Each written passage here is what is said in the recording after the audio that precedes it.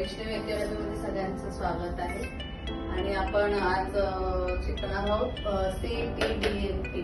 म्हणजे काय तर मेकअप करण्यापूर्वी आपल्याला स्किन प्रिपरेशन करावं लागतं. जसं आपल्याला मेकअप चेहऱ्यावर दिसायला पाहिजे गरजेचं असतं, तसंच मेकअप पूर्वी हे सर्व तुमच्या स्किनवर होणं गरजेचं असतं.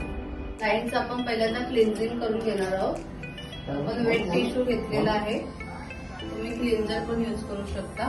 आपण आता करतो आहोत वेट टिश्यू.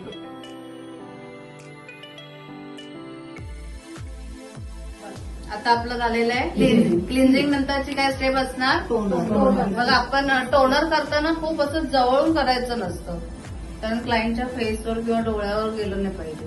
त्यामुळे ते करताना किमान तुमचा हात अर्धा ते पाऊण फुटावर असला पाहिजे आणि तुमचा हात हलता राहायला पाहिजे. बघा कसं करणार. क्लायंटला डोळे बंद करायला सांगा आणि प्रत्येक गोष्ट केल्यानंतर आपल्याला ती ट्राय करायची असते. आपण आता काय केलेलं आहे? टोनिंग केलेलं आहे ना, त्यामुळे थोडंसं ते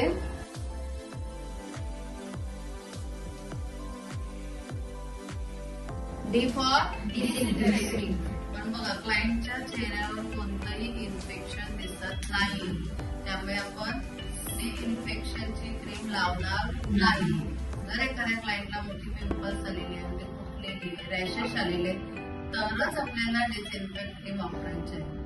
आता आपल्या क्लायंटला गरज आहे का? बघा नाही, मग नाही वापरायची, ती स्किप करायची. आणि त्याच्यानंतर आपण वापरणार आहोत मॉइश्चरायझर. मॉइश्चरायझर लावताना ब्रशचा वापर करा. आपण हाताने लावलं तर काय होतं की आपल्या हाताची हीट असते, हीटने ते थोडंसं मेल्ट होतं. त्यामुळे शक्यतो तुम्ही ब्रशचा वापर करा.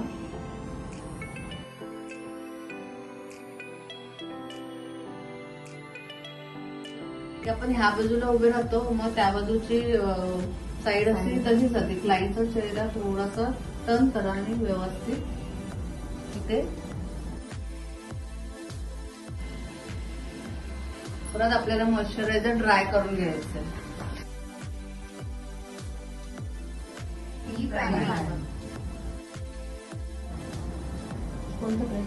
तोच पण हे कसं छान लागतं फिंगर्सने.